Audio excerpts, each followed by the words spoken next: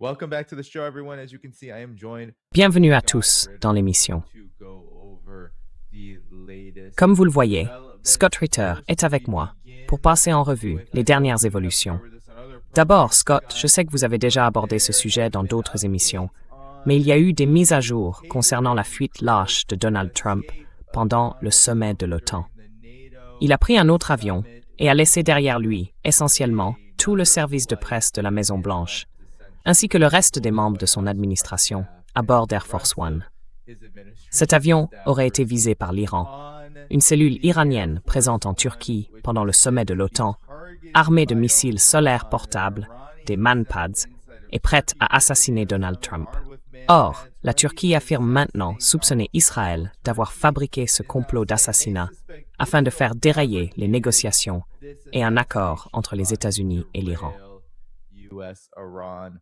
talks and a deal. Well, there's more to this now. The CIA today Eh bien, reported il in y a désormais Washington Post davantage that d'éléments. they had low confidence Aujourd'hui, la CIA a in déclaré au Iran's Washington threat Post for qu'elle avait Trump un to faible swing niveau de confiance dans cette menace military iranienne, action avant last que Trump ne month, change saying d'avion that de this cette was manière an humiliante le mois Israel-derived dernier. communication and Elle a plot indiqué qu'il with s'agissait d'une absolutely communication little et d'un reality complot venant to it. d'Israël, Well, avec in très other peu de news, réalité derrière tout ça. this story keeps Eh on bien, getting autre worse. information, The US cette histoire Abraham continue Lincoln, d'empirer. 5,000 Marines and sailors L'USS on Abraham that Lincoln, les aircraft 5000 marines et marins has présents sur ce faced porte-avions a ont été confrontés à un incident self-harm, d'automutilation self-injury, et à une crise and majeure à bord. a major Il y aurait des crisis troubles, on the des ship pénuries, where des conditions unrest, qui se dégradent, des shortages, rotations interminables. the deteriorating Et ce conditions, déploiement de plus de endless 200 trips, jours and now devrait a maintenant two-plus prendre day fin deployment après une is bagarre, selon set to l'Iran. end after Il y aurait eu une brawl. bagarre à According bord to après Iran, la visite there d'un was a conseiller du brawl CENTCOM. on the ship after a CENTCOM advisor visited. There were water bottles thrown. There was Des bouteilles d'eau ont été lancées. They say 7 Il dead. y a eu No des affrontements confirmation qui of auraient that, fait, but disent-ils, 7 now, morts. after all Ce n'est this pas pressure confirmé. and all the talk about what's Mais happened maintenant, on the après USS toute cette Abraham pression Lincoln in the et last toutes les couple discussions days, sur ce qui s'est the passé à USS bord de George l'USS Washington Abraham Lincoln ces will derniers jours, replace l'USS George Washington Lincoln va remplacer at l'USS Lincoln en mer, sea, and that will take et about cela 8 prendra days to environ 8 happen. jours. Scott, Scott, how commençons does par first cette start information with sur ce qui the semble désormais être un complot news israélien about visant à this amplifier une menace d'assassinat Israeli now contre seems Donald like a Trump. plot Que to pensez-vous de ce qui s'est passé ces derniers jours et des révélations à ce sujet? Ensuite, nous pourrons revenir à l'Abraham Lincoln. Qu'en pensez-vous?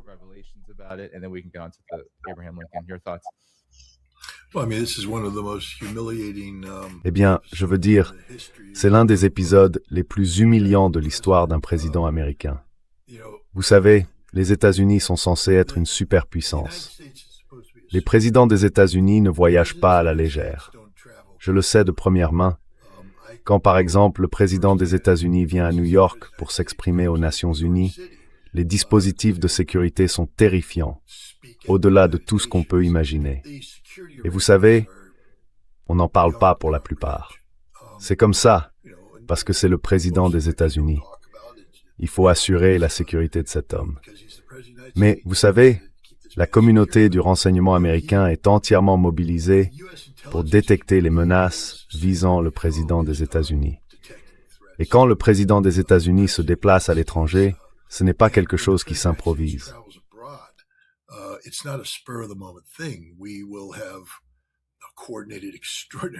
Nous avons coordonné nos efforts de manière extraordinairement étroite avec nos alliés turcs. La Turquie a tout intérêt à garantir la sécurité du président et de tous les autres participants à un événement aussi important qu'un sommet de l'OTAN, afin qu'ils puissent travailler en toute sécurité. Et vous savez, nous ne sommes pas nés de la dernière pluie. Nous savons comment ils opèrent. Nous les observons depuis longtemps.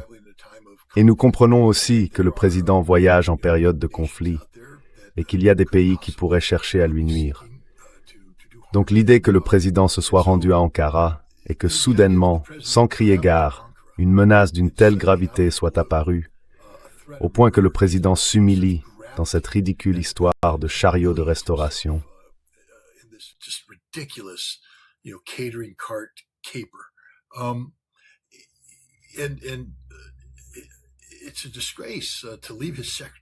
C'est une honte de laisser son secrétaire d'État dans un avion avec des collaborateurs du personnel de la Maison-Blanche et, vous savez, un groupe de journalistes, en les laissant exposés à cette menace. Quel genre de lâche fait ça? Et ce n'est même pas une question de sécurité opérationnelle. Vous savez, on n'est pas dans une situation d'urgence en temps de guerre. On peut avancer l'argument, par exemple, que, pendant la Seconde Guerre mondiale, à l'approche du débarquement, on a découvert que les Allemands avaient déchiffré qu'ils allaient attaquer avec des vedettes rapides, attaquer un exercice. On ne l'a pas arrêté parce qu'on ne voulait pas que les Allemands sachent qu'on avait détecté qu'ils avaient déchiffré notre code. Alors, on a laissé l'attaque avoir lieu. Et vous savez, des centaines d'Américains ont perdu la vie.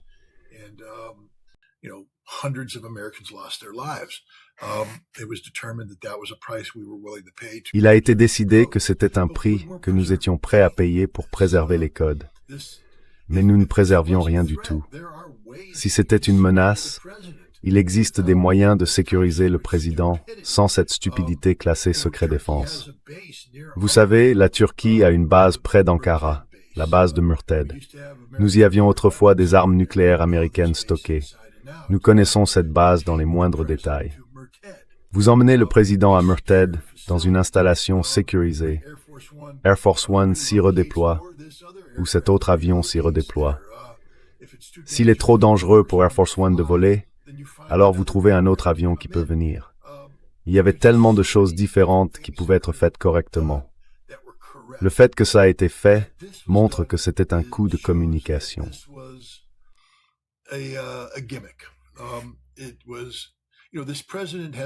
Vous savez, par le passé, ce président s'est rendu coupable de s'appuyer presque exclusivement sur les renseignements israéliens. En fait, nous sommes entrés en guerre contre l'Iran à cause de renseignements israéliens. Son cercle rapproché à la Maison-Blanche était composé de flagorneurs pro-israéliens. Donc, ici, vous avez un cas où Israël fabrique quelque chose de toute pièce, le transmet en contournant les procédures normales de sécurité et de renseignement, puis le fait parvenir directement aux proches de Trump qui ont élaboré ce plan horrible. Tout cela n'était qu'une mise en scène destinée à donner l'impression que le président était un président en temps de guerre, qu'il existait une grande menace, que l'Iran représentait une menace pour les États-Unis, afin d'amener les États-Unis à cesser de parler de paix et à entrer en guerre.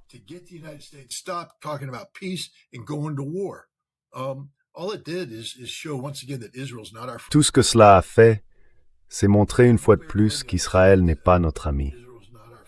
J'espère que tout le monde comprend qu'Israël n'est pas notre ami. C'est notre ennemi. Il se comporte comme une puissance hostile en nous fournissant de fausses informations. Et le président est l'un des êtres humains les plus honteux et les plus lâches sur la face de la terre. Aucun président n'aurait approuvé ça. Aucun président ne l'aurait approuvé. Vous savez, le président peut dire non au service secret. Il peut simplement dire non, ça n'arrivera pas. Où était le chef de cabinet pour gifler celui qui a eu cette idée et lui dire « Vous comprenez que vous parlez du président des États-Unis, de la fonction présidentielle, du commandant en chef de l'armée américaine. »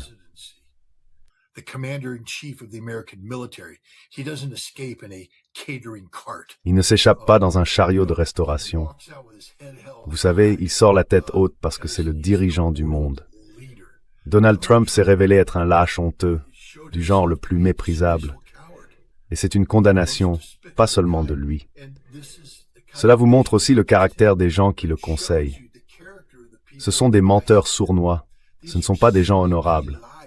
On aimerait croire que les gens qui se mettent au service de l'État le font parce qu'ils aiment leur pays et veulent le servir.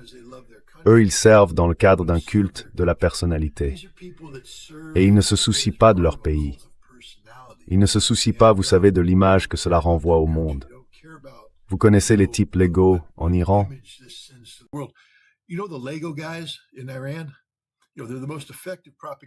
Vous savez, c'est le canal de propagande le plus efficace que j'ai vu à l'époque moderne. Ils s'en donnent à cœur joie avec ça, vraiment. Et vous savez, leurs films trouvent un énorme écho auprès de la population américaine parce qu'ils ont trouvé un moyen de s'identifier aux Américains grâce, vous savez, au Lego. Difficile de faire plus américain que ça. La grande aventure Lego. mais aussi grâce à la musique et à la langue. Et donc ce président, une fois de plus, s'est tout simplement livré à l'humiliation. Il n'y avait absolument aucune menace contre le président des États-Unis, et il vient de prouver qu'il est le lâche le plus méprisable qu'on puisse imaginer. J'ai honte de lui.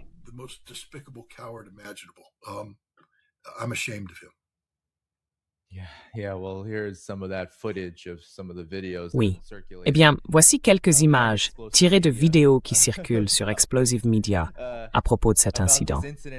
Et oui, je veux dire, Scott, même en supposant que tout ce qu'Israël disait était vrai à 100%, les toutes premières informations rapportées par les grands médias occidentaux sur ce qu'Israël affirmait sont assez intéressantes. Il disait qu'une cellule à l'intérieur de la Turquie, armée de missiles solaires portables, était apparemment prête à frapper Air Force One.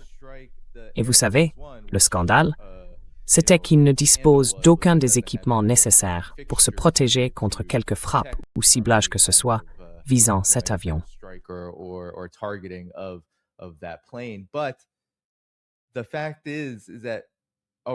Et le fait est que l'Iran, je lisais récemment Inet, et les Israéliens se plaignaient d'infiltration iranienne à tous les niveaux des forces de défense israéliennes.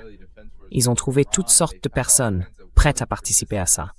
Pourquoi l'Iran ne penserait-il pas que ce pourrait aussi être un scénario dans lequel il essaierait de s'échapper grâce à un leurre?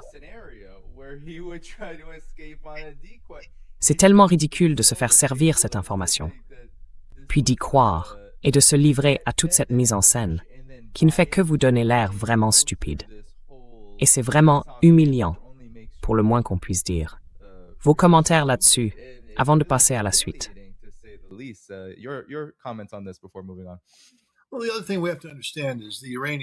Eh bien, l'autre chose qu'il faut comprendre au sujet des Iraniens, c'est que ce qui se passe ici relève beaucoup de la projection. Et les États-Unis s'en rendent coupables. Israël le sait et donc il l'exploite. Nous avons tendance à projeter nos propres comportements sur nos adversaires. C'est nous qui assassinons des dirigeants mondiaux. C'est nous qui utilisons l'assassinat comme un outil diplomatique. Nous faisons échouer les négociations en assassinant des gens. Et donc, après avoir habitué le public américain à considérer l'assassinat comme une pratique normale de politique publique, le public américain est susceptible de croire, lorsque nous projetons nos comportements sur ceux que nous jugeons mauvais, comme les Iraniens. Nous disons que les Iraniens se positionnent pour assassiner le président des États-Unis pendant qu'il est en Turquie.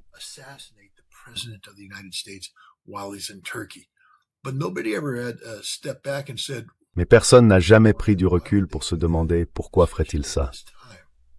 Surtout à ce moment-là. L'Iran venait de gagner la guerre. Je veux dire, quand le président est arrivé à Ankara, la guerre était terminée. Nous avions perdu, nous n'avions plus de munitions, nous n'avions plus de... Vous savez, nous n'avons aucune capacité à projeter notre puissance militaire de manière significative dans la région. Nous ne pouvons pas prendre le contrôle du détroit d'Ormuz. Nous ne pouvons pas prendre l'île de Karg. Nous ne pouvons pas prendre Ispahan. Nous ne pouvons rien faire. Et plus cette guerre s'éternisait, plus l'Iran pouvait nous frapper avec des missiles balistiques que nous étions incapables d'arrêter. Donc, après avoir gagné la guerre, l'Iran était alors en position d'essayer de négocier les meilleures conditions possibles pour y mettre fin. Il faut comprendre que c'est la priorité de l'Iran. Ils ne vont pas renoncer à leur souveraineté, ils ne vont pas céder aux États-Unis, mais ils ne veulent pas que cette guerre continue.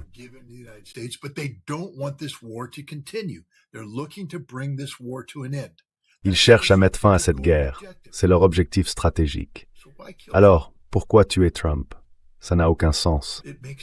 Bien sûr, certains disent que l'Iran l'a menacé parce que les États-Unis ont aidé Israël à tuer le guide suprême et que Trump a fait assassiner Qassem Soleimani. Les Iraniens ont juré de se venger. Mais il y a un moment et un lieu pour ça. Les Iraniens sont des penseurs stratégiques. Ils ne vont pas assassiner un président au moment où il vient de perdre une guerre. En tuant le président, vous garantissez que l'Amérique se ralliera autour du martyre d'un président américain et déchaînera sa colère contre l'Iran. La dernière chose que l'Iran souhaite, c'est que l'Amérique réoriente stratégiquement la totalité de ses capacités vers la destruction de l'Iran. C'est ce que nous ferions s'ils tuaient notre président. Et les Iraniens le savent.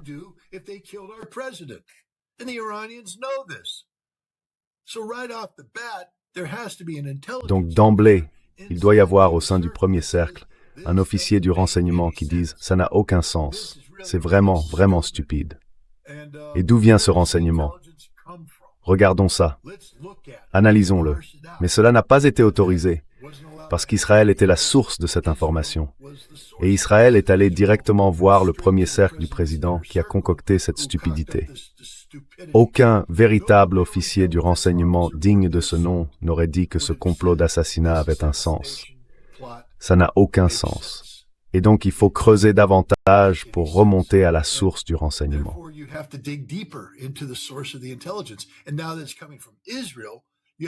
Et maintenant que ça vient d'Israël, vous devez exiger des comptes. C'est une menace contre la vie du président. Vous exigez l'accès aux renseignements bruts. Je veux l'interception SIGINT. Je veux tout savoir. Comment vous l'avez obtenu? Sur quelle fréquence? Où se trouvaient ces gens? Qu'est-ce qui se passe? Vous avez une source humaine? Donnez-moi ce putain de nom. C'est mon président. Je vais vous gifler jusqu'à vous réduire à néant si vous ne répondez pas. Parce qu'on parle de la sécurité du commandant en chef des États-Unis. Ce n'est plus un jeu. Et nous le traitons comme un jeu stupide, un jeu de cache-cache.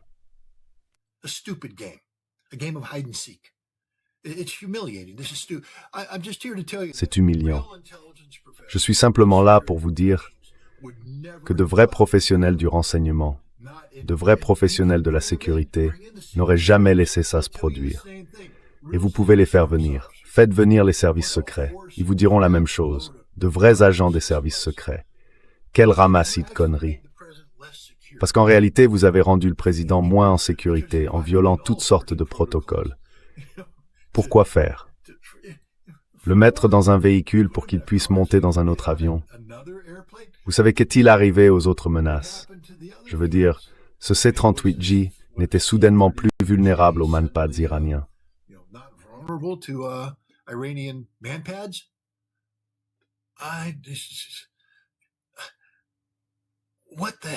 Mais qu'est-ce qui se passait, bon sang? C'est tout simplement horrible, humiliant pour les États-Unis. Ça montre qu'on est un pays d'amateurs. Littéralement, on est une république bananière.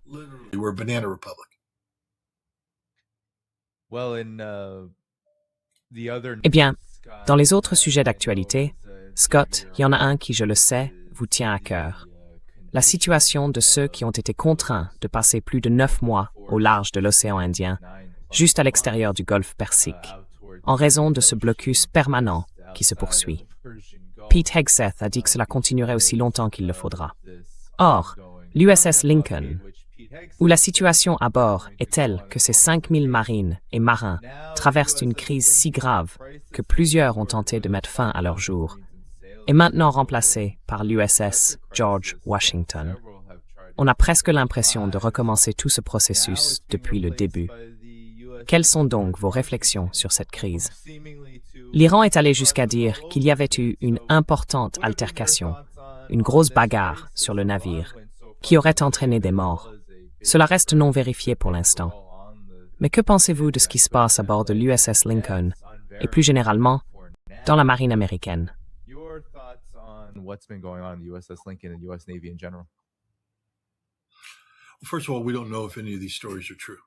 Tout d'abord, nous ne savons pas si l'une ou l'autre de ces histoires est vraie.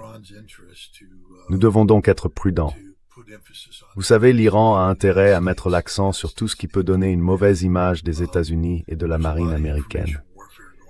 Il y a beaucoup de guerres de l'information en ce moment. Et vous savez, il serait dans l'intérêt de l'Iran d'indigner l'opinion publique américaine au sujet du déploiement prolongé de l'Abraham Lincoln et des conditions horribles à bord pour l'équipage. Si j'étais iranien, je chercherais à promouvoir ce genre d'histoire. Nous devons donc prendre du recul et être prudents quant aux sources de ces informations. Mais ce que nous savons, c'est ceci. Nous ne sommes pas en état de guerre. Aucune guerre n'a été déclarée.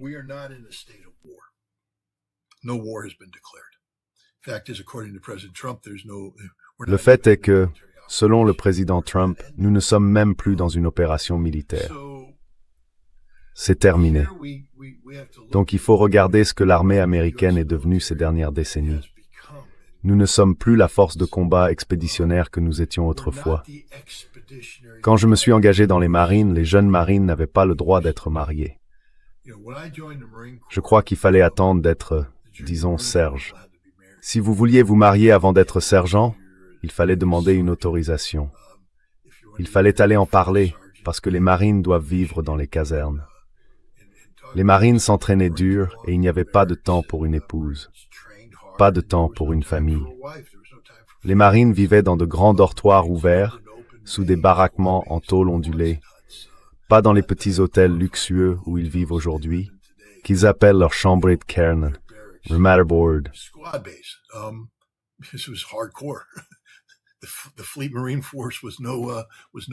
La Fleet Marine Force, ce n'était pas une plaisanterie.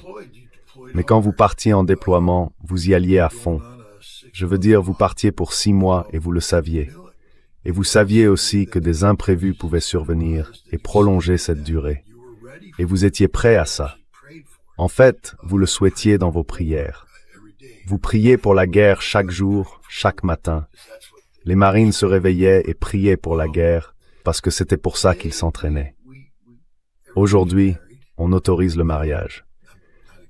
Mais comprenez bien que ce n'est pas compatible avec une force de combat professionnelle, parce que les gens ont désormais d'autres priorités que d'apprendre à engager et tuer l'ennemi. Des priorités du genre, il faut que j'emmène mes enfants à l'école à l'heure. J'ai besoin de plus d'argent, alors j'ai un deuxième emploi. Je dois aller travailler de nuit chez Home Depot, une fois ma journée de marine terminée.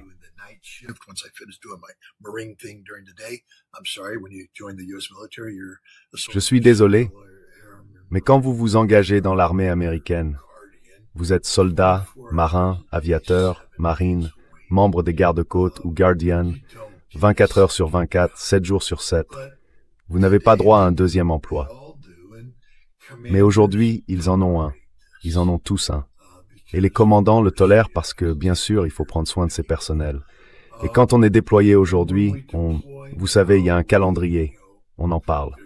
On dit, bon, qu'est-ce que vous allez faire pour votre scolarité? Quand j'étais, mon père a fait carrière dans l'armée de l'air. On déménageait quand on devait déménager. J'ai quitté l'école en plein milieu de l'année scolaire à chaque fois que j'allais à l'école. Enfin, je commençais une année scolaire et l'année suivante, le gouvernement disait « Vous partez d'ici ». Et je partais. Ils s'en fichent. Ils se fichent de mes amis. Noah, ils se fichent que je joue dans une pièce de théâtre à l'école, que je fasse du football ou de quoi que ce soit d'autre.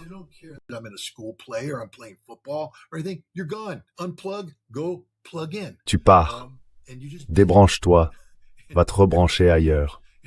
Et tu faisais ça tous les 2 ans. Et on ne déménageait pas l'été. On déménageait en pleine putain d'année scolaire à chaque fois. C'était comme ça. Mais aujourd'hui, tout doit être équilibré. Les familles déménagent, tout est organisé. Les vacances sont planifiées en fonction du moment où tu rentres à la maison. Tout ce genre de choses, tous ces projets sont conçus autour de la vie de famille et du bien-être émotionnel du militaire, homme ou femme, et de sa famille. Et puis quand la guerre arrive, tout le monde est choqué quand les gens disent « Attendez une minute, ça perturbe énormément ma vie. » Ben oui, évidemment. Bien sûr que ça la perturbe.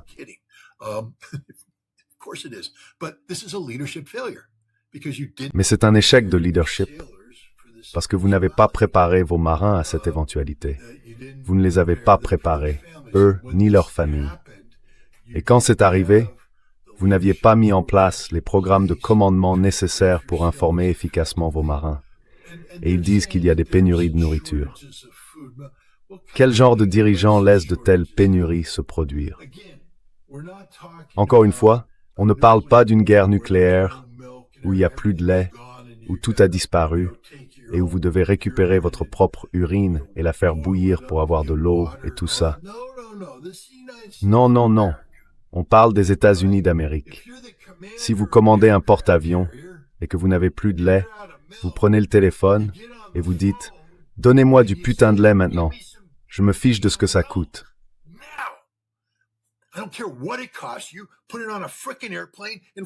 Vous le mettez dans un foutu avion et vous l'acheminez jusqu'ici. Je veux du lait au petit déjeuner demain, parce que le moral de mes marins en dépend. Ce sont des gars. N'oubliez pas que les porte-avions, ce sont des villes. Et le travail qu'ils font, vous ne voulez pas que les gens fassent n'importe quoi. C'est pour ça qu'on prend soin de ces marins à bord. Vous savez, il faut les maintenir. Il faut que leur état d'esprit reste concentré sur la mission. Donc, vous les nourrissez bien. On a toujours bien nourri nos troupes, toujours sur un navire. Les marins mangeaient bien, et on ne tombe pas à court de nourriture. Il n'y a aucune excuse à ça. Zéro excuse. Et la marine le sait. La marine sait comment faire. Ça fait toujours qu'on approvisionne les navires en nourriture. Donc là, c'est tout simplement un échec abysmal du commandement.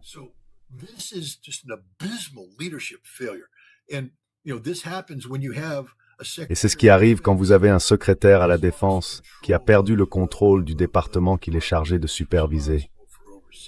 Il passe plus de temps à courir avec des idiots, à faire du développé couché et à faire ce genre de choses, plutôt qu'à s'asseoir pour s'assurer que les fondamentaux sont réglés en priorité. Tous les chefs militaires le savent, les munitions, les pansements et les vivres. Les vivres, les vivres. Vous nourrissez vos foutues troupes à l'heure, au bon endroit. Il n'y a aucune excuse à ça. Ce n'est pas la guerre. Les Japonais n'ont pas coulé votre navire de ravitaillement. Et même s'ils l'avaient fait, vous avez quand même un plan de secours. Vous savez, les destroyers embarquent les provisions, remontent, puis vous transférez le chargement. Vous faites tout ce qu'il faut. Mais ça ne peut pas arriver.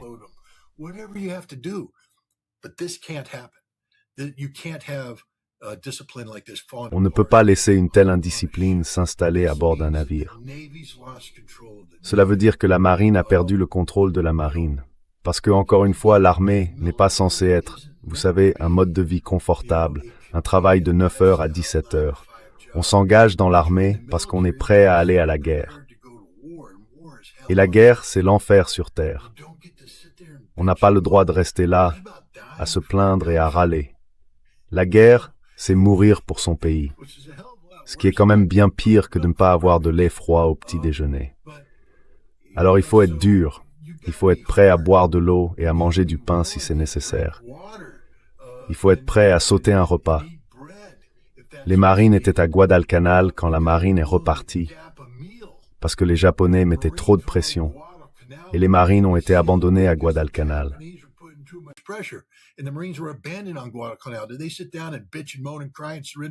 Ils se sont assis pour se plaindre, gémir, pleurer, baisser les bras et se lamenter. Non. Ils ont tenu bon et ils se sont battus jusqu'à ce que la marine décide de revenir leur apporter des ravitaillements. Vous savez, cette armée est molle comme tout. Molle comme tout. Je n'ai absolument aucune sympathie pour les marins de l'Abraham Lincoln. Aucune. Oui, il y a une défaillance du commandement. Mais vous savez quoi? Soyez des professionnels. Soyez des professionnels. Vous vous êtes engagés pour ça. Quand vous avez levé la main, c'est ce que vous avez dit vouloir faire. Et maintenant, c'est devenu réel. Et quoi, vous vous plaignez parce que vous avez été en mer? Vous savez, pendant la Seconde Guerre mondiale, ces gars-là étaient dehors en permanence. Ils ne pouvaient pas rentrer chez eux. Mais encore une fois, la faute revient au système. Le système a ramolli ces marins. Et c'est tout simplement un effroyable manque de discipline à tous les niveaux.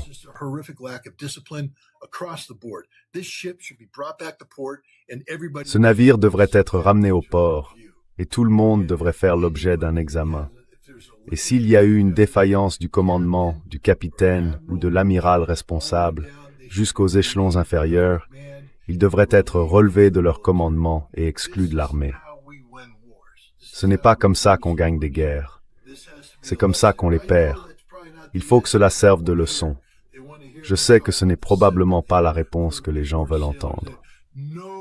Ils veulent m'entendre parler de compassion pour ces pauvres marins. Hors de question.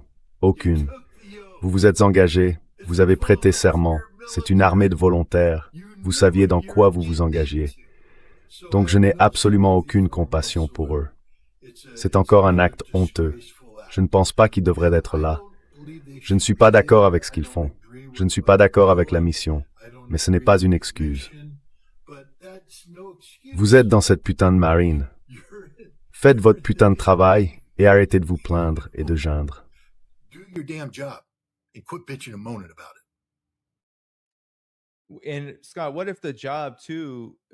Et Scott, si votre métier vous disait que vous n'êtes pas d'accord avec la mission, avec tout ça, est-ce qu'une autre option ne serait pas celle que j'ai aussi entendu d'autres personnes évoquer? Et je crois que vous l'avez dit vous-même. Ne suivez pas des ordres illégaux. Ne suivez pas des ordres qui, vous savez, vont à l'encontre des intérêts des États-Unis que vous dites défendre.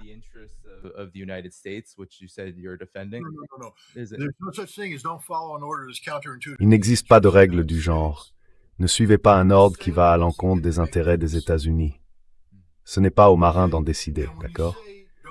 Et quand vous dites n'obéissez pas aux ordres illégaux, il faut être très prudent, parce qu'un ordre illégal, c'est, vous savez, torturer un prisonnier de guerre. Ça, c'est manifestement un ordre illégal. Tuer des enfants.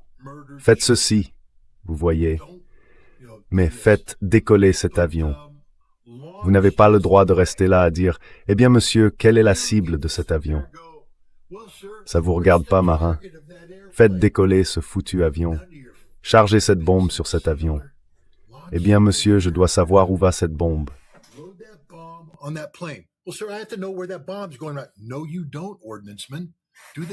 Non, c'est pas à vous d'en décider. Ordonnance. Faites ce putain de boulot. Vous voyez, là-dessus, il faut être vraiment très prudent. Parce que tout ordre donné par l'armée est présumé légal à première vue, sauf s'il est manifestement illégal. On ne va pas avoir des débats constitutionnels au niveau tactique. Et ce n'est pas parce que vous n'êtes pas d'accord avec la guerre, moi non plus, je ne pense pas qu'on devrait bombarder l'Iran, que ça change quoi que ce soit. Pas de chance. Vous vous engagez dans la Navy, vous mettez la bombe sur l'avion, vous lancez l'appareil à l'heure, ou vous passerez en cour martiale pour avoir refusé d'obéir à un ordre légal. La guerre, c'est horrible, clairement horrible. Et vous n'aurez pas une guerre parfaite à chaque fois que vous partirez sur le terrain. Il va se passer de mauvaises choses.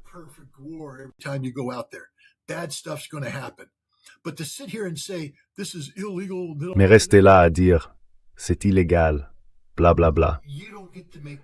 Vous n'avez pas le droit de prendre cette décision en tant que marin, sauf si c'est évident.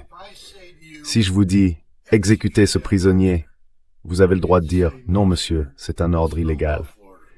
Si je vous dis « faites subir le supplice de la baignoire à ce prisonnier », non monsieur, c'est un ordre illégal.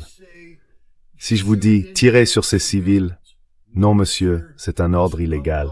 Vous avez le droit de faire tout ça. Levez-vous à 5 heures du matin. Monsieur, ça viole mon droit constitutionnel. Non, c'est pas le cas. Levez-vous à 5 heures, prenez votre petit déjeuner à 5h30, soyez sur le pont d'envol à 6 heures, prêt à passer à l'action, et obéissez à tous les ordres que je vous donne.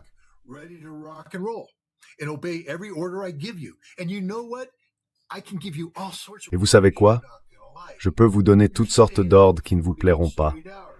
Vous allez rester éveillé pendant 48 heures d'affilée. Certes, il n'existe pas de droit constitutionnel au sommeil. Vous êtes dans l'armée, en période de conflit. Les gens doivent comprendre que le service militaire est difficile. Ce n'est pas censé être facile. Et laissez tomber ces foutaises constitutionnelles, sauf s'il y a une violation flagrante. Vous n'avez pas le droit de remettre en question les ordres de vos supérieurs. Désolé. Ce n'est pas comme ça que le système fonctionne. Vous ne pouvez pas vous improviser, vous savez, constitutionnaliste dans votre coin, et dire « Je pense que cette guerre contre l'Iran viole la Constitution ». Vraiment? Vous voulez avoir cette discussion maintenant, caporal? Vous voulez avoir cette discussion?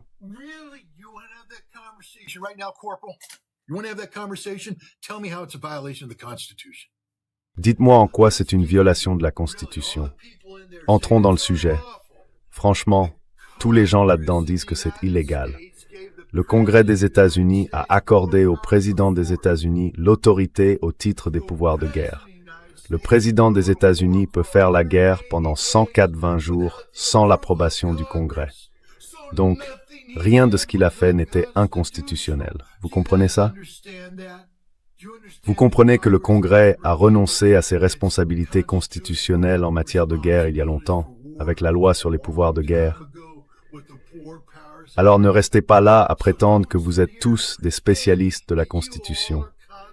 Le président peut ordonner à l'armée de bombarder n'importe qui, à n'importe quel moment, sans autorisation du Congrès.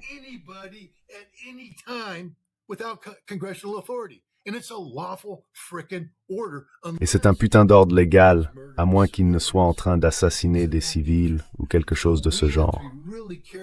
Alors, il faut vraiment faire très attention quand on invoque la Constitution ici. Et les dernières personnes au monde qui peuvent lever la main et dire « Je ne ferai pas ça parce que c'est anticonstitutionnel », ce sont les soldats, les marins, les aviateurs et les marines. Vous ne pouvez le dire que s'il s'agit d'une violation directe et flagrante du droit de la guerre. Exécuter des prisonniers, torturer des prisonniers, tuer des civils. Mais faire votre travail? Désolé, vous ne pouvez pas dire « Je ne vais pas faire mon travail parce que c'est anticonstitutionnel ». Mais c'est la réalité. C'est la dure vérité.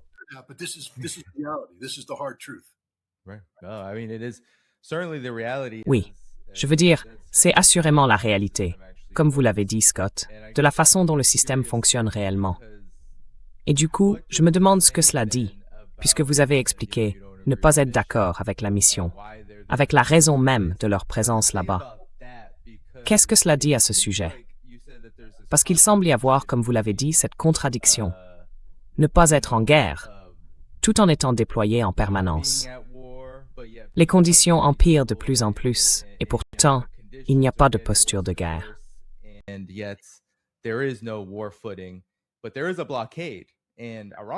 Mais il y a un blocus, et l'Iran considère ce blocus comme une guerre. C'est pour ça qu'ils sont là, n'est-ce pas? Ils sont là pour faire respecter le blocus. Donc ma question, au fond, c'est qu'est-ce que cela dit de la posture militaire globale des États-Unis? Parce que maintenant, l'Iran dit qu'il va passer à l'offensive, qu'il va tenir jusqu'en 2029.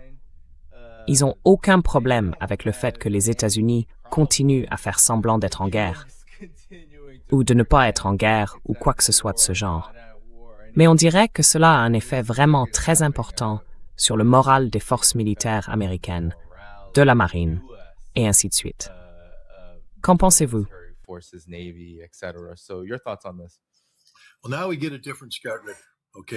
Eh bien là, c'est une discussion différente, d'accord? Parce que vous me posez une question complètement différente maintenant. Pourquoi servez-vous? Qu'est-ce qui vous motive à servir? Je peux vous dire très clairement que je me suis porté volontaire pour servir.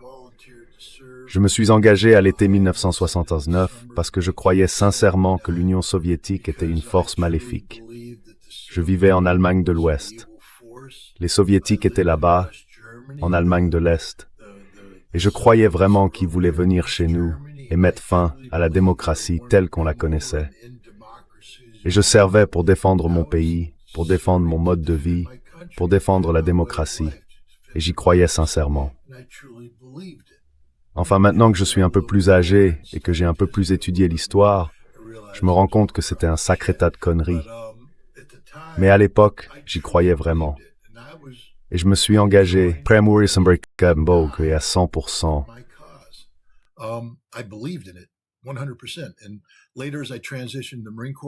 Et plus tard, quand je suis passé dans les marines, j'ai continué à croire que nous étions du côté du bien. Bien sûr, on commence à voir certaines choses et à comprendre que tout n'est pas parfait, mais au fond, on se dit « je sers ».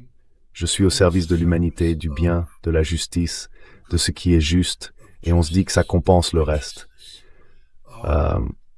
Aujourd'hui, quel bien faisons-nous? Qu'est-ce que nous servons aujourd'hui? Si vous vouliez vous engager, vous savez, j'ai toujours eu du mal avec ça, parce que des gens sont venus me voir en disant « Scott, mon fils, ma fille veut s'engager dans les marines, est-ce que vous le conseilleriez? » Et je leur répondais, ils doivent avoir une longue et difficile conversation avec eux-mêmes. Ils doivent comprendre qu'ils prêtent serment à la Constitution, qu'ils servent la nation, pas le président, mais qu'ils doivent obéir aux ordres du président.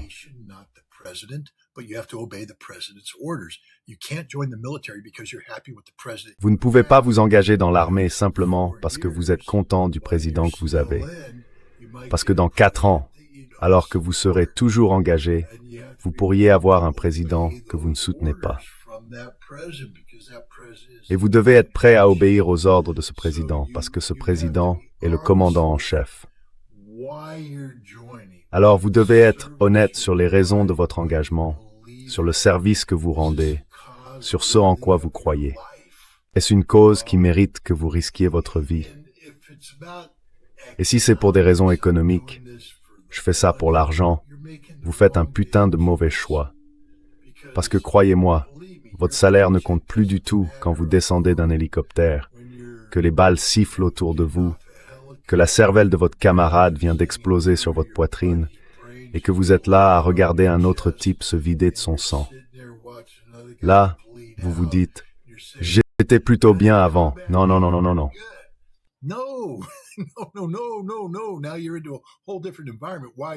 Là, vous entrez dans un environnement complètement différent. Pourquoi êtes-vous là? Qu'est-ce que vous faites? Je viens d'écrire un article à propos d'une déclaration d'un journaliste allemand, Michael Martens, lorsqu'il a parlé de tuer des Russes. Et dans cet article, en réponse, j'ai évoqué le livre de David Grossman, On Killing, qui parle de « Soyons francs les gars, la guerre, c'est tuer. Ce n'est rien d'autre. La guerre, c'est l'homme qui tue l'homme. C'est pour ça que c'est la pire chose au monde. C'est pour ça qu'il ne faut jamais vouloir la guerre. C'est l'humanité dans ce qu'elle a de plus bas. Ça rend l'humanité vraiment affreuse. » Et ce que disait Grossman, et c'est en quelque sorte la bonne nouvelle, c'est que la grande majorité des soldats de la Seconde Guerre mondiale n'ont pas tiré avec leurs armes. Et quand ils l'ont fait, beaucoup ne visaient même pas.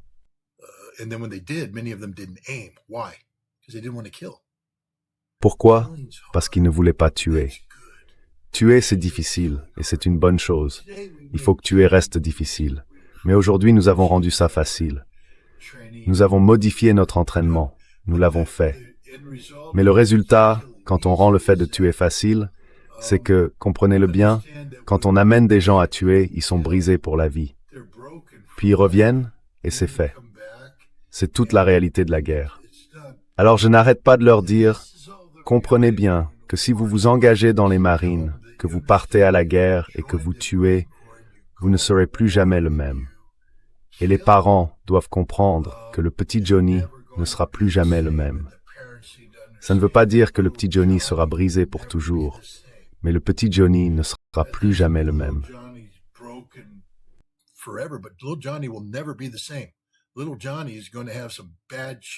Le petit Johnny va subir de sacrées saloperies dans son cerveau, et ça va l'affecter toute sa vie. Il pourrait devenir alcoolique, il pourrait battre sa femme, il pourrait devenir toxicomane, il pourrait devenir criminel. Ça va le briser. Le petit Johnny est parti marcher au combat, il ne rentrera pas à la maison. Mais même dans ce cas-là, parfois, il faut se dire, d'accord, c'est le prix que je suis prêt à payer pour le bien commun. Je défends le bien commun. Quel bien commun défendez-vous aujourd'hui? Et c'est ça la question. Et la réponse, c'est qu'il n'y a pas de bien commun aux États-Unis aujourd'hui. Le serment que vous prêtez, le serment de service, c'est l'envers la Constitution.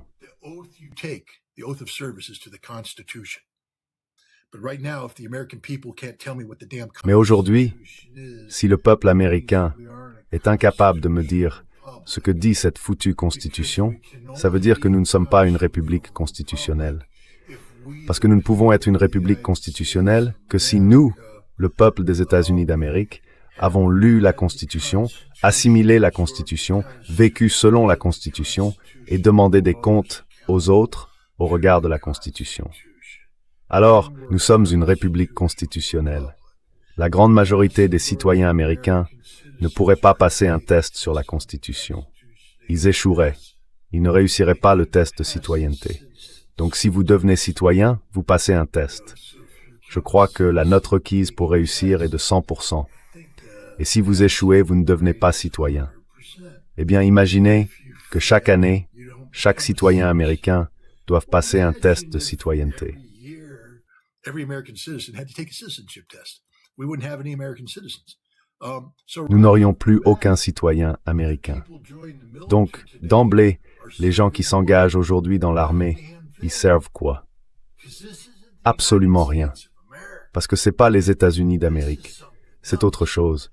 C'est une société malade, prise en otage par un culte de la personnalité, dont le chef a dit très clairement qu'il ne croyait pas à la Constitution.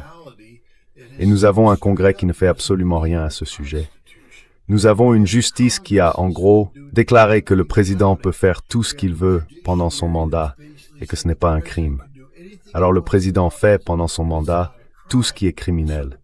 Il manipule le marché, fait du délit d'initié et gagne des milliards de dollars.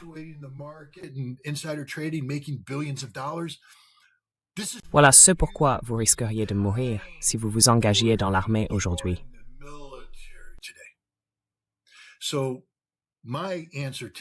Donc aujourd'hui, ma réponse à quiconque me demande « Est-ce que vous conseilleriez à quelqu'un de s'engager dans l'armée ?» C'est absolument pas. Absolument pas. Aujourd'hui, ce pays ne vaut pas qu'on meure pour lui.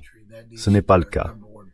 Et tant qu'on n'aura pas réparé ce pays, et ça doit être notre priorité numéro 1, je ne conseillerais à personne de mourir pour ce pays. Et je conseillerais à tous ceux qui sont sur l'Abraham Lincoln, le George Washington, et sur tous les navires là-bas, de partir dès que leur engagement arrive à expiration, qu'ils se barrent. Et je conseillerais à tous ceux qui envisagent de s'engager dans cette armée, d'y réfléchir longuement et de ne pas le faire. Parce que tout ce que vous ferez, ce sera servir une société brisée. Ce n'est pas le rôle de l'armée de sauver l'Amérique. C'est le rôle des citoyens de sauver l'Amérique. Et lorsque nous, le peuple des États-Unis d'Amérique, aurons repris nos esprits, réparé tout ça et fait de notre société une société qui mérite d'être défendue, alors je dirais, engagez-vous et servez. Mais pour l'instant, je ne mourrai pas pour ce pays. Pas pour ce pays. Ce pays est brisé.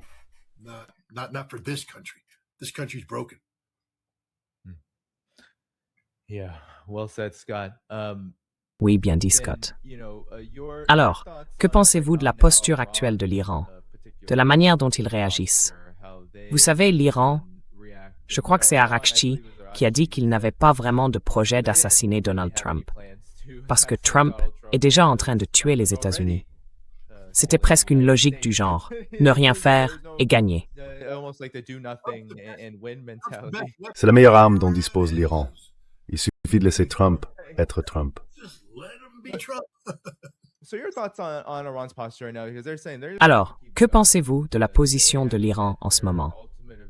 Parce qu'ils disent qu'ils vont simplement continuer, qu'ils n'ont de toute façon pas encore atteint leur objectif final. Ils ne parlent même pas de discussion autour d'un quelconque protocole d'accord ou quoi que ce soit de ce genre. La situation s'est vraiment dégradée et cela se reflète maintenant dans les prix du pétrole. On les voit soit se maintenir, soit grimper encore et encore. Sans parler du fait que, comme vous l'avez peut-être dit, la société est brisée, l'armée est brisée. Et aux États-Unis aussi, chaque mois de plus en plus de gens méprisent cette guerre, ne pensent pas qu'elle mérite d'être menée, et estiment qu'il n'y a aucun objectif que les États-Unis vont réellement atteindre dans ce conflit. Alors, que pensez-vous de la position de l'Iran, compte tenu de ces réalités sur le terrain?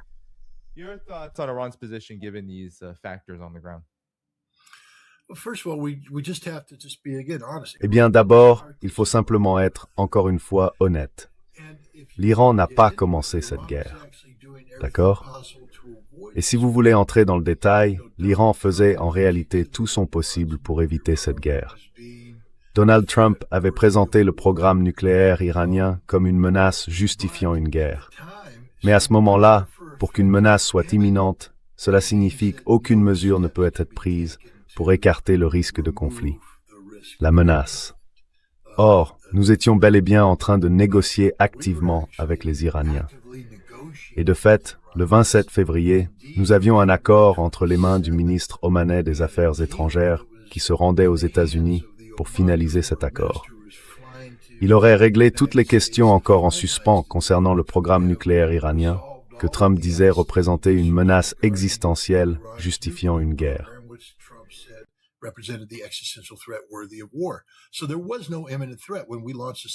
Il n'y avait donc aucune menace imminente lorsque nous avons lancé une attaque surprise, ce qui signifie que nous avons commis un acte de perfidie.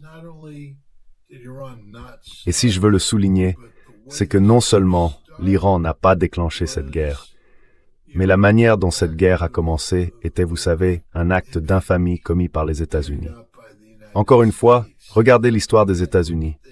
Le 7 décembre 1941, une date qui restera marquée par l'infamie, selon Franklin Delano Roosevelt. Les Japonais ont lancé une attaque surprise contre la flotte américaine à Pearl Harbor. Une attaque surprise.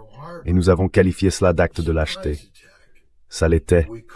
Et c'était la même chose lorsqu'ils nous ont attaqués aux Philippines et ailleurs. Nous avons fait cela.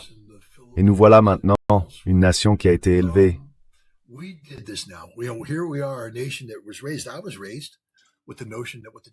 J'ai grandi avec l'idée que ce que les Japonais ont fait le 7 décembre était une chose horrible. J'ai vécu à Hawaï. Je suis allé au mémorial de Pearl Harbor et cela résonne en moi. Alors aujourd'hui, mon pays est devenu ce que nous avons condamné, ce que nous avons méprisé. Nous sommes une nation qui mène des attaques surprises en utilisant la diplomatie comme couverture. C'est un acte de perfidie. Et si j'en parle, c'est parce que l'Iran est la partie lésée, la partie qui a subi un préjudice ici. La bonne nouvelle pour l'Iran, c'est qu'ils savaient plus ou moins que cela allait arriver. Ils s'y attendaient et s'y étaient préparés. Et ils étaient mieux préparés à la guerre que nous, les États-Unis. Et l'Iran a prévalu dans ce conflit. La position iranienne maintenant, c'est que cela doit s'arrêter tout de suite.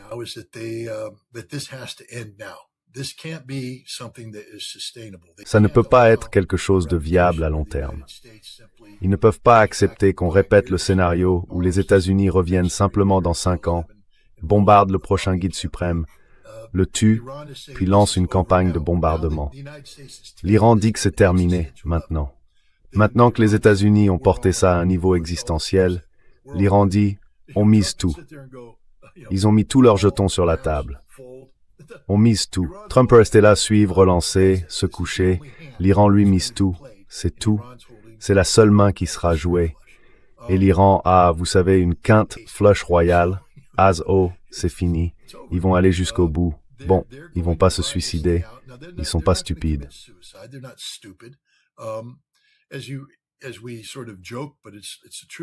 Comme on le dit un peu en plaisantant, mais c'est la vérité. La meilleure arme de l'Iran, c'est Donald Trump. C'est pourquoi l'Iran vient de dire « Nous n'allons pas parler à Donald Trump.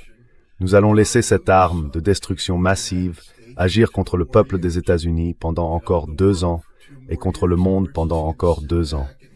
Et nous allons simplement nous asseoir et dire « Allez vous faire voir. Faites ce que vous avez à faire. C'est fini. » Nous ne jouons plus à ce jeu. Parce que le problème, ce sont les États-Unis. L'Iran a besoin que les États-Unis quittent le Moyen-Orient.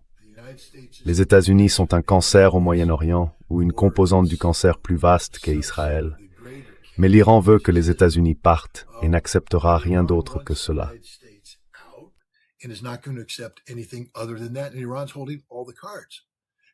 Et l'Iran a toutes les cartes en main. C'est pourquoi nous sommes aujourd'hui dans une situation où le président cherche désespérément une porte de sortie. Vous savez, toute cette histoire de mur d'acier dont il parle, du blocus, il n'y a pas de mur d'acier. Comprenez-le bien. Regardez une carte de la mer d'Arabie et imaginez 16 navires en patrouille. Quelle zone peuvent-ils contrôler? Même si vous leur donnez des hélicoptères pour effectuer des patrouilles et que vous avez d'autres avions, comment 16 navires pourraient-ils constituer un mur d'acier? Ils ne le peuvent pas, surtout quand ils s'approchent des côtes iraniennes. Les navires iraniens les couleront. Ils doivent donc rester loin des côtes iraniennes, ce qui crée une immense zone tampon où les navires peuvent longer le littoral et contourner le mur d'acier. Voilà.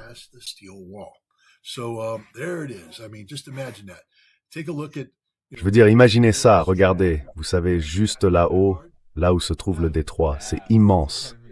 Je veux dire, c'est ça. Donc vous savez ce qu'ils disent, c'est, je ne peux pas, enfin c'est difficile à montrer, Mais vous voyez où se trouve Oman, et vous partez, vous savez, de cette petite pointe d'Oman jusqu'à la frontière entre l'Iran et le Pakistan. D'accord? Juste là. Et vous savez, ce serait une zone où l'on pourrait dire, d'accord, vous avez un mur d'acier là. Mais il faut comprendre que l'Iran a des missiles qui peuvent frapper loin, à l'intérieur de cette zone. Donc notre mur d'acier ne monte que jusqu'à la moitié. Et à mesure qu'il se rapproche, ce n'est pas vraiment la moitié. Il est en quelque sorte en mouvement, parce qu'on ne peut pas rester immobile, sinon les drones viendront vous chercher.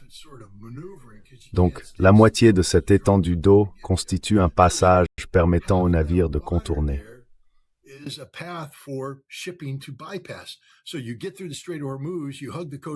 Donc, vous passez le détroit d'Ormuz, vous longez la côte iranienne, et tout à coup vous êtes au Pakistan en train de décharger dans un port, ou alors vous contournez l'Inde pour aller en Chine.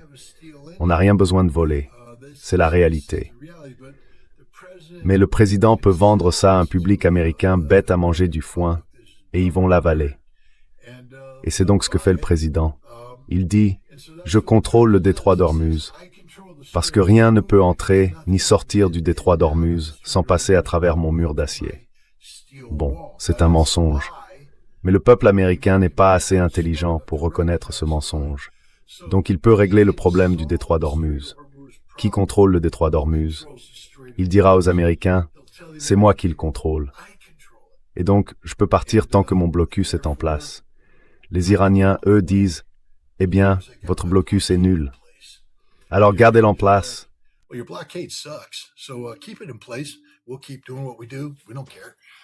On va continuer à faire ce qu'on fait. On s'en fiche. Vous pourrez prétendre avoir gagné. Nous savons que ce n'est pas le cas. Et nous allons simplement continuer et survivre. Sur la question nucléaire, le président répétait sans cesse, « Vous devez tout me donner. Je dois tout contrôler. » Et les Iraniens répondaient, « Va te faire voir. » Et maintenant, le président en est arrivé au point où quelqu'un est venu lui dire, « Hey, dis simplement que tu as gagné. Arrête de parler de la nécessité de mettre la main américaine sur les poussières nucléaires. Voilà ce qui doit sortir de ta bouche. J'ai détruit l'intégralité du programme nucléaire iranien. Moi, Donald J. Trump, grâce à Midnight Hammer et à d'autres actions militaires, je suis le plus grand dirigeant que le monde ait jamais vu.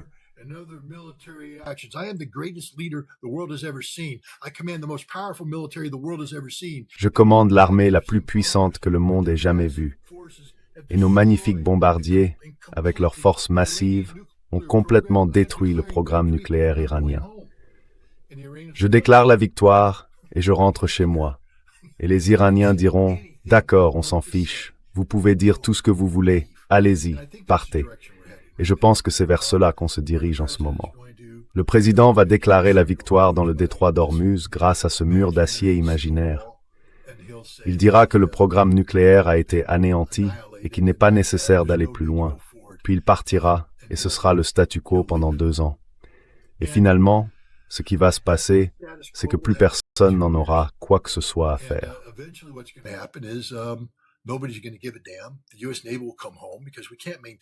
La marine américaine rentrera au pays parce que nous ne pouvons pas la maintenir. Je déteste encore une fois raconter des histoires de guerre et ce genre de choses, mais j'ai été inspecteur en armement en Irak. Nous étions placés sous l'autorité du Conseil de sécurité en vertu de la résolution 687 du Conseil de sécurité, une résolution relevant du chapitre 7. Cela signifie que l'usage de la force militaire était autorisé si les Irakiens ne se conformaient pas aux exigences. Et je sais que par exemple, en février, en mars 1992, en mars, j'ai mené une inspection en Irak. Nous pensions tous que nous allions être pris en otage, parce que nous confrontions les mensonges irakiens. Et la marine américaine a déployé en urgence des porte-avions et tout le reste dans le golfe Persique. Et nous étions sur garde.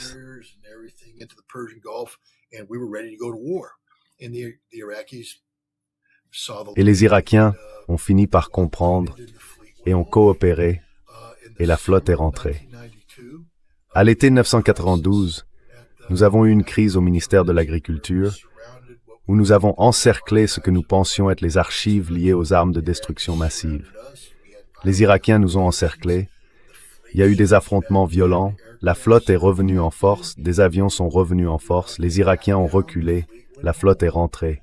À l'automne 1992, la flotte est revenue, boum, puis elle est repartie.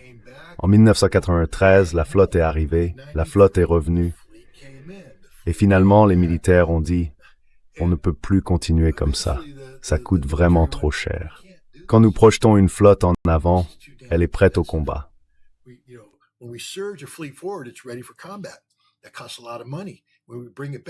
Ça coûte énormément d'argent. Quand on les ramène, tous ces problèmes disparaissent. Mais il faut tout recommencer.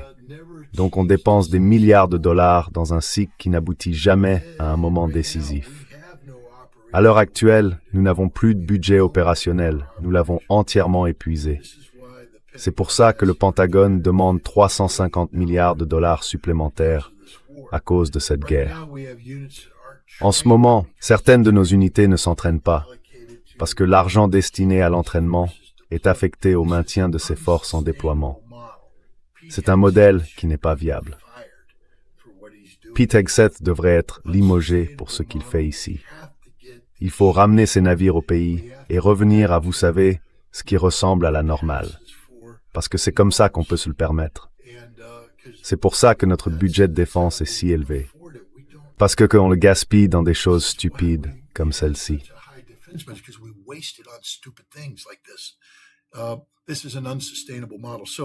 C'est un modèle qui n'est pas viable. Donc à un moment donné, j'imagine qu'après les élections de mi-mandat, quand le président n'aura plus besoin de maintenir cette apparence de victoire, la marine rentrera tout simplement, discrètement chez elle.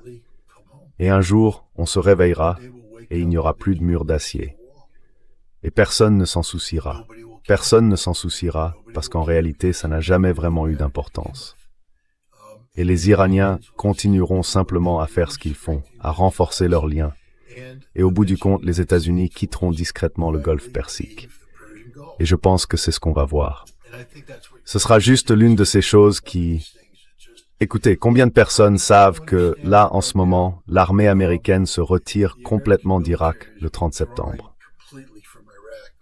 Ça n'a pas été annoncé partout.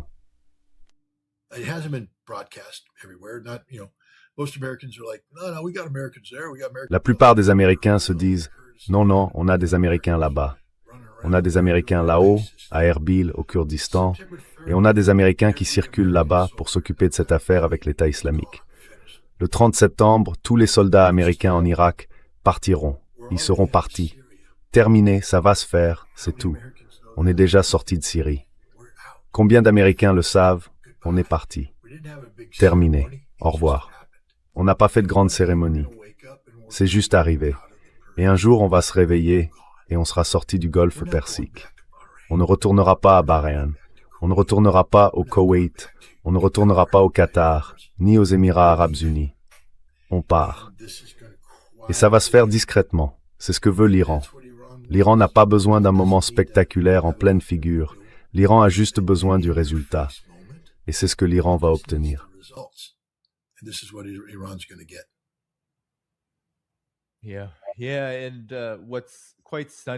Oui. Et ce qui est assez stupéfiant dans ce que vous dites, Scott, c'est que l'Iran, ce qui est très intéressant, c'est que Trump et les États-Unis, tout au long de cette guerre, malgré toutes les bévues, tous les revers, toutes les pertes, les défaites et la manière dont tout cela s'est déroulé, ont pendant tout ce temps manqué de cohérence, ne serait-ce que dans leur discours, pour expliquer la guerre, pour dire pourquoi les États-Unis y sont engagés. Alors que ce que vous venez de présenter comme une offre possible aurait pu être le récit du début à la fin et rendre ce processus apparemment encore bien plus facile.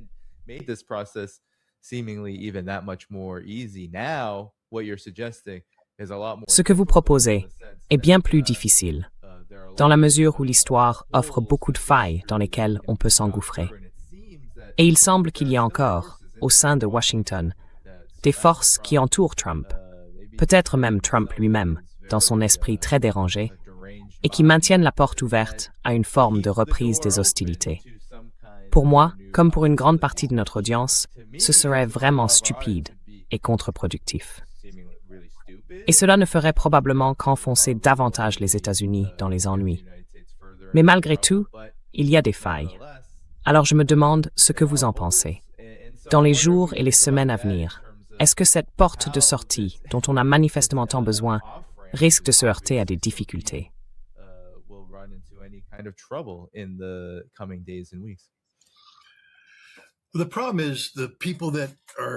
Le problème, ce sont les gens qui plaident pour la poursuite de ce conflit, principalement le camp pro-israélien. Parce qu'Israël, vous savez, on pourrait presque avoir pitié des Israéliens. Pas vraiment. Mais enfin, réfléchissez-y. Ils ont passé des décennies à essayer d'amener un président américain à faire la guerre à l'Iran. Des décennies. Et ils ont fini par en trouver un assez idiot pour le faire. Et ça n'a pas marché. Et maintenant, il va partir.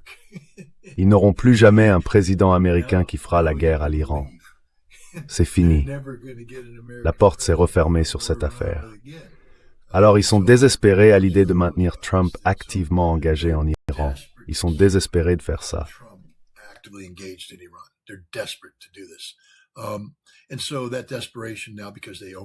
Et donc, dans leur désespoir, maintenant qu'ils contrôlent le Congrès et le cercle rapproché de Trump, ils vont continuer à faire ce genre de choses. Le problème, c'est les gens qui comptent. Souvenez-vous, Donald Trump a ignoré les conseils de son secrétaire d'État. Il a ignoré les conseils du directeur de la CIA, du secrétaire au Trésor et d'autres personnes au sujet du déclenchement de cette guerre avec l'Iran. Le président des chefs d'état-major interarmés, ils ont tous dit « mauvaise idée, ne le faites pas ». Le seul, Pete Hegseth, qui, vous savez, je ne sais pas sous quelle substance il était, disait « On tient le coup, patron, on peut le faire. Je peux soulever 140 kilos au développé couché, je peux tuer des Iraniens. » Vous voyez? Et le président a fait « Oh, très bien. » C'est aussi ce que les Israéliens veulent que vous fassiez. Partez. Eh bien, ça a échoué. Donc Hegseth n'a absolument aucune crédibilité. Le président l'a interpellé sur ses mensonges concernant les stocks de munitions et ce genre de choses. À l'heure où nous parlons, le général Kane dit au président « On ne peut pas faire ça. Je ne sais pas ce que vous pensez vouloir faire, mais on ne peut pas le faire. On n'a plus de munitions. » Marco Rubio dit « On a perdu tous nos soutiens dans le Golfe Persique. On n'a plus aucun soutien. » L'Arabie Saoudite dit « Hors de question. » Le Koweït dit hors de question. On ne pourra utiliser aucune des bases. Il faut partir de Jordanie, ce qui complique les choses parce que les Iraniens ont des missiles capables de neutraliser notre système antimissiles. Tout va être concentré en Jordanie et ça ne marchera pas.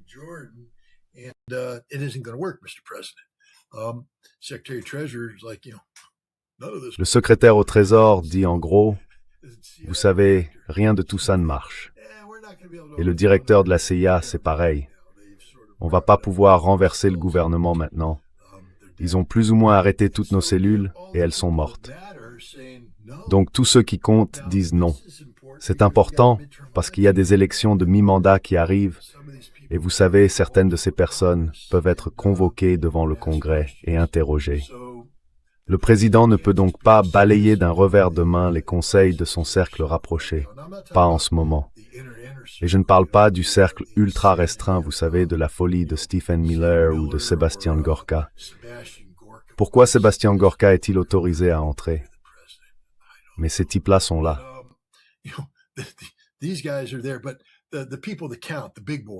Mais ceux qui comptent, les poids lourds, disent non. Et le président ne peut pas aller contre eux. Donc je pense qu'on est aujourd'hui dans une situation où les États-Unis ne peuvent rien faire. Il n'a aucune possibilité d'entrer en guerre. La seule chose qui pourrait se passer, c'est de gagner du temps et de dire bon, on va reconstruire. Mais l'industrie américaine de la défense est tellement dysfonctionnelle que même si vous y injectez tout l'argent dont vous parlez, vous n'obtiendrez pas ces armes avant des années. Des années. Et d'ici là, nous devrions avoir un changement de direction politique et, espérons-le, une direction qui reviendra à l'idée que faire la guerre à l'Iran est une très mauvaise chose.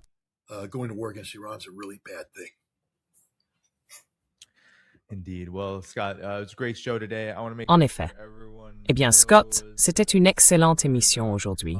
Je veux m'assurer que tout le monde sache que scottritt.com, votre site Internet, ainsi que Substack, figurent dans la description de la vidéo ci-dessous, où ils peuvent vous soutenir. Je vais afficher une question. Il y en avait une dans les super chats. Et pendant que vous en parlez rapidement, j'afficherai le reste des super chats. Oh, en voici une autre. Wow. D'accord, donc il y a deux questions. La mer Noire. Est-ce que la Turquie va s'impliquer contre la Russie, en particulier à Odessa? Va-t-elle imposer un blocus à la Russie? Oui.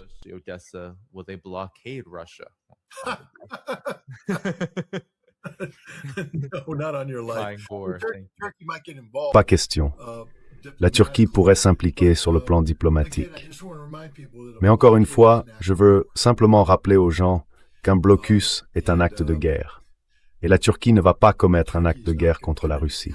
Ce que la Turquie va essayer de faire, c'est de négocier une sorte de renouvellement de l'accord sur le commerce des céréales, l'accès au port de la mer Noire et tout ça. Mais la Russie en a fini avec ça. Et la Turquie n'a aucune carte à jouer sur ce dossier. Donc non, la Turquie ne va pas. Ils vont rester là à discuter et tout le reste, mais ils ne vont rien faire à ce sujet.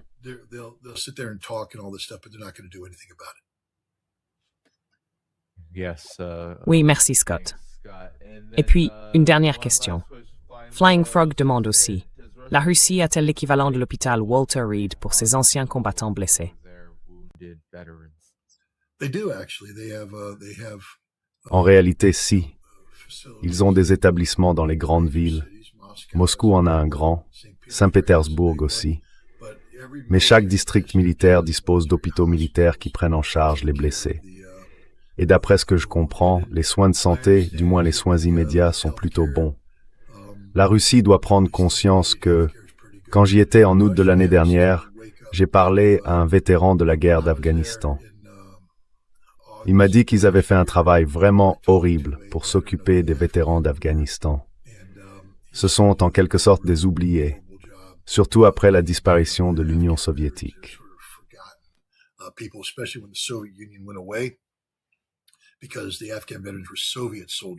Parce que les vétérans d'Afghanistan étaient des soldats soviétiques. Et maintenant, la Russie disait, ce n'est pas notre guerre, ce n'est pas notre affaire. Mais ensuite, il y a eu l'ancien conflit tchétchène, et ils ne se sont pas bien occupés des Tchétchènes. Et ça crée des dissensions. Mais les deux guerres restent relativement petites par rapport à ce qui se passe en Ukraine. Aujourd'hui, en Ukraine, il y a un nombre important de blessés qui ont besoin d'aide, et un nombre important de personnes qui ont servi. Et Vladimir Poutine a tout fait pour dire que ceux qui ont servi dans l'opération militaire spéciale sont l'avenir de la Russie. Il y a donc une forme de montée en puissance politique des vétérans.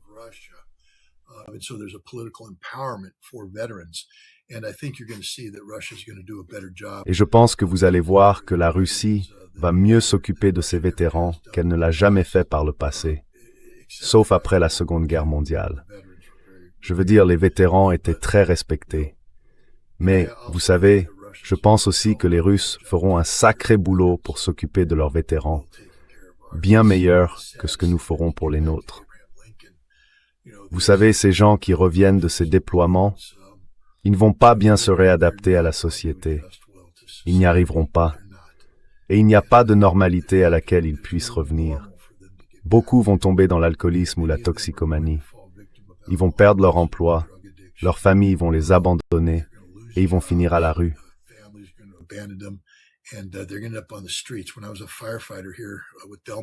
Quand j'étais pompier ici à Delmar, je conduisais aussi l'ambulance. Vous savez, quand j'étais pas en intervention incendie.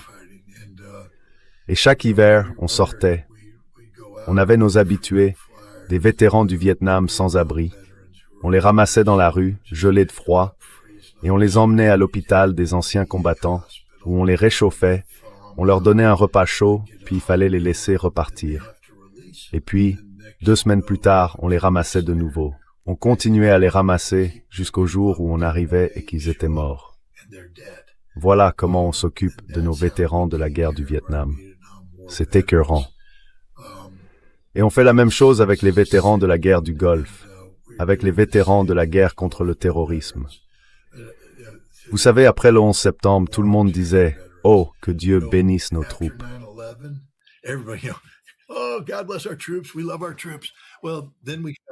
On aime nos soldats. Et puis on a découvert, vous savez, les engins explosifs improvisés, les IED, et ce qu'on appelle les TBI, les traumatismes crâniens. Et soudain, les anciens combattants sont devenus gênants.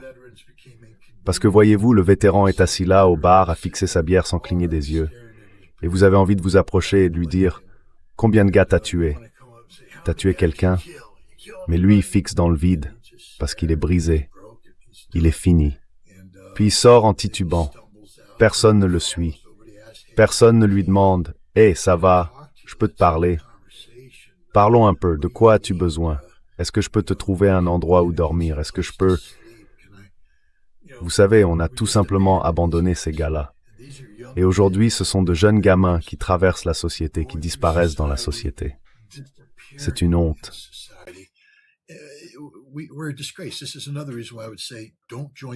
C'est une autre raison pour laquelle je dirais, ne vous engagez pas dans l'armée, parce que votre pays ne vous apprécie pas. Votre pays se moque de vous dans votre dos. Beaucoup d'entre eux, en tout cas. Et ceux qui prétendent vous soutenir ne le feront pas. Demandez-vous qui va changer votre poche de colostomie quand vous rentrerez, parce que c'est ce qui va vous arriver. Vous allez partir là-bas et vous allez vous prendre une balle dans le ventre. Elle va traverser votre colonne vertébrale. Vous allez donc vous retrouver cloué dans un fauteuil, à chier dans une poche et à pisser dans une poche. Et qui va la changer? Posez-vous la question. Et si vous ne pouvez pas y répondre, ne vous engagez pas dans l'armée. Parce que vous savez qui va changer votre poche de colostomie? Personne, à part vous. Et vous allez tout foutre en l'air. Et avant même de vous en rendre compte, il y aura un tas de merde par terre. Et c'est pas high scoring.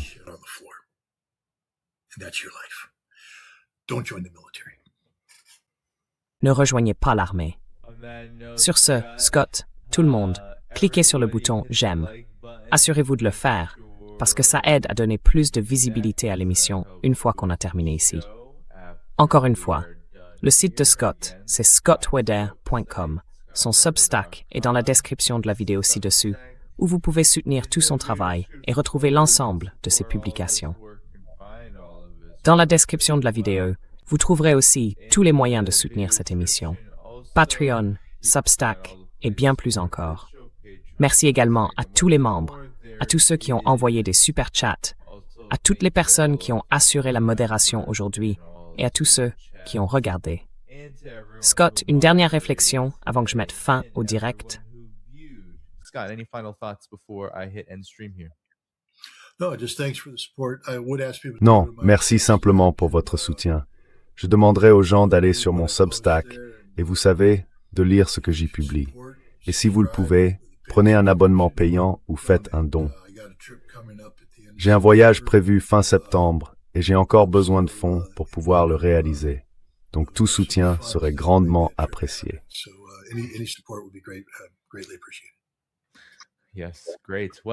Oui, très bien. Bon, tout le monde, vous l'avez entendu, la description de la vidéo est juste en dessous après avoir cliqué sur le bouton « J'aime ». Demain à 10h heure de l'Est, je reviens avec Alastair Crook. Alors retrouvez-moi demain matin. D'accord, le 14 août, à 10h. À demain, à la prochaine. Au revoir. Until next time, bye-bye.